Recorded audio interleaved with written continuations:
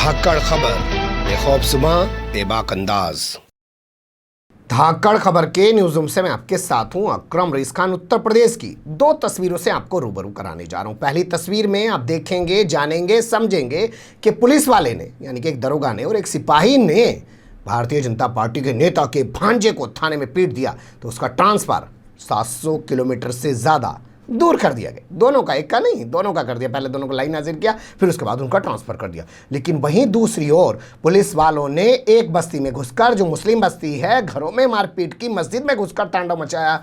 उन पुलिस वालों के खिलाफ कोई एक्शन नहीं लिया गया है। तस्वीरें क्यों इस तरीके की हैं उत्तर प्रदेश के अंदर और इस तरीके की कानून व्यवस्था क्या कहलाती है, यह आपका काम है तय करना। हमारा काम है रिपोर्टिंग करना और आपके सामने सच को रख देना। चलते हैं पहले भारतीय जनता पार्टी से जुड़ी हुई खबर की तरफ।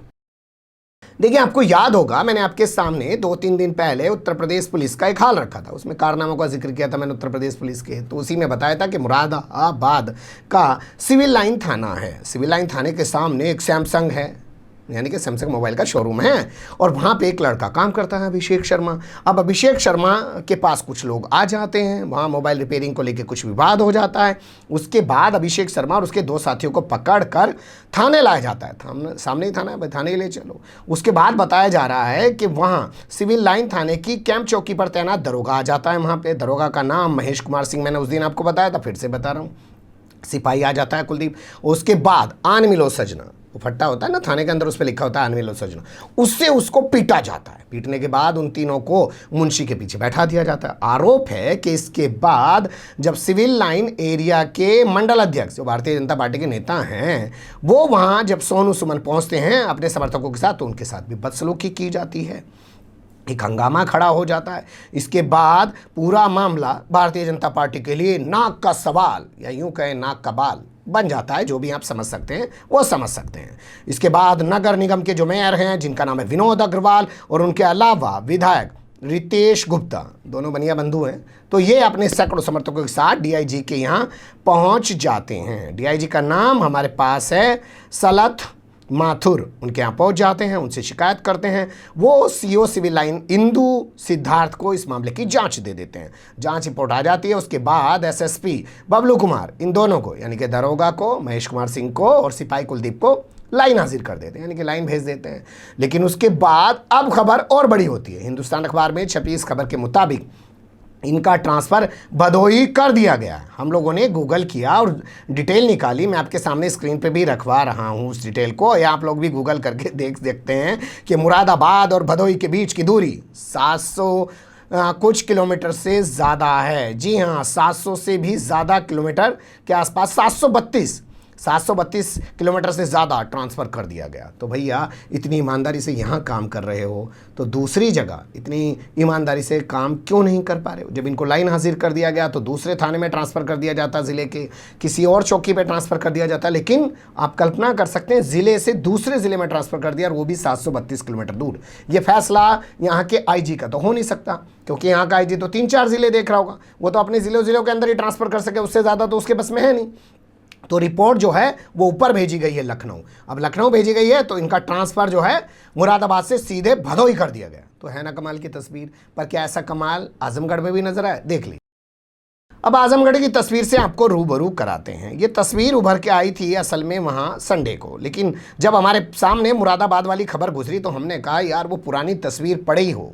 मैं 3 दिन हो गए ना, बुधवार का दिन है आज मैं आपके सामने रख रहा हूँ, लेकिन फिर भी उस तस्वीर के मुकाबले इस तस्वीर को देखना बेहद ज़रूरी है।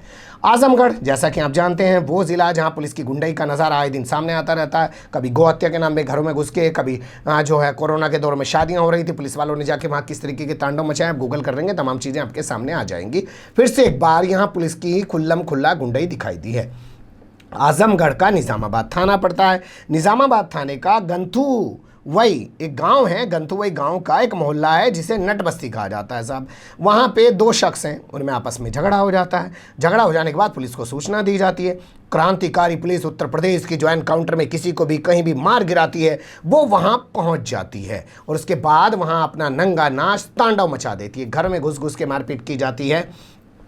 और मस्जिद में घुसकर भी मारपीट की जाती है। महिलाओं बुजुर्गों के साथ मारपीट करने के अलावा वहां मौजूद मुफ्ती अशरफ को भी पुलिस उठा के थाने ले आती है, उनके साथ भी बदसलूकी करती है। नाराज लोग आजमगढ़ का जो लखनऊ रोड है उसके फरियाद चौक पर जाम लगा देते हैं। आला अधिकारी मौके पर पहुंच जाते हैं, किसी प्रकार समझा बुझा के उनको शांत करते हैं और मुफ्ती साहब को छोड़ देते हैं। जिनके बीच झगड़ा हुआ था, जिसकी वजह से इतनी राड़ हुई, उनका नाम मुनीर और गफ्फार बताया जा रहा है। अब आप देखिए कैसे ये महिलाएं, कैसे बच्चे अपने साथ हुई मारपीट की चोटें जो हैं उसकी जानकारी दे रहे हैं।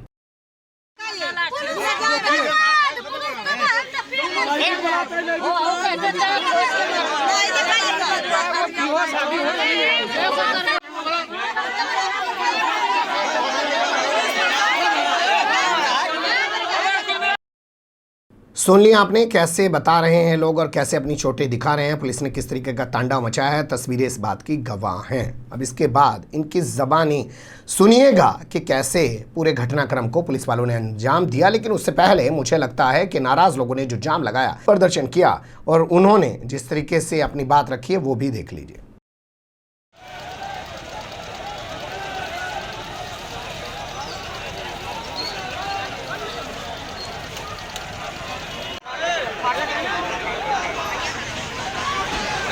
पर्चा करा दो महाराज, हमसे बात करनी है। तुम चढ़ाई पे हमसे बोल रहे हैं।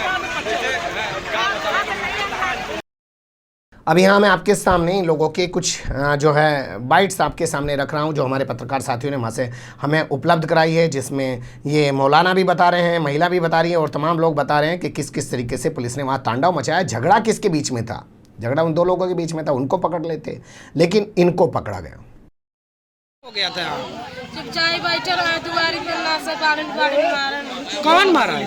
पुलिस क्यों मारे? कुछ कहे नहीं है? कुछ नहीं कहे, चुपचाप घर में बैठे रहे ना से मारे हमके, लटाई दबाई के मुंह दबाई के। तो दो लोगों के बारे में कहिएगा, बोलिएगा तो क्यों गांव वाले बेरहमी से मारा गया, मस्जिद में घुस के मारा गया, क्यों मारा गया? क्योंकि पुलिस प्रशासन के जैसे दो लोग से झगड़ा हुआ तो उन लोगों को बोलिएगा ना, जैसे उन लोगों को कहिएगा, बोलिएगा, समझाइएगा। और गांव वाले क्यों को मारने, जैसे घर पर बैठे हुए हैं, औरतों बहनें सब बैठे हुए हैं, उनको मार रहे हैं, गरिया रहे हैं, आकर कह रहे हैं तेरी माँ चूत माधर चूत, तुम लोग झगड़ा करते हो, हम लोग झगड़ा क्यों कर रहे हैं? हम लोग तो मस्जिद में नमाज पढ़ते हैं।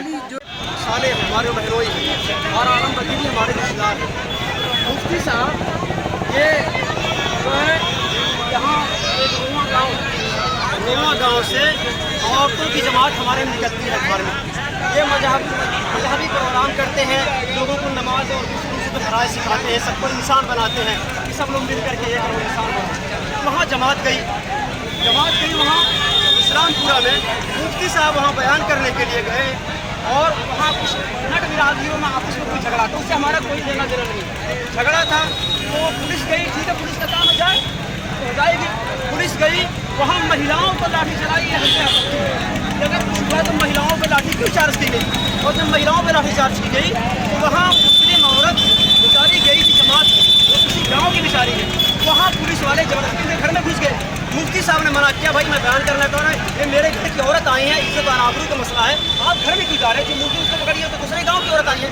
ये पुलिस वालों ने मुफ्ती साहब की दाढ़ी पकड़ी है और उनको गाली दी है और उनको मुफ्ती साहब को मारा है और हमारे एक रिश्तेदार फरार भाई गए, उनको 10 लाठी मारा है और मुफ्ती साहब को मारा, उनका जो है 35 लोग फट गया है। जी हमको कल फ़ोन करके बताया गया, जैसा कि तबलीग जमात आई थी, मस्जिद में तबलीग जमात वाले आए थे। ये अमन इंसानियत का पैगाम देते हैं, जिससे सारी दुनिया में तबलीग जमात का काम चलता है और सारे लोग इसको जानते हैं कि लोग अमन इंसानियत का पैगाम देते हैं, लोगों को सही राह बताते हैं, समझाते बुझाते हैं। इसी सिलसिले को लेकर के कल जो है जमात आई थी, लोगों को अच्छी बात बता रहे थे। इसी दौरान बीच गाँव में जो है झगड़ा हो गया दो अपराध में।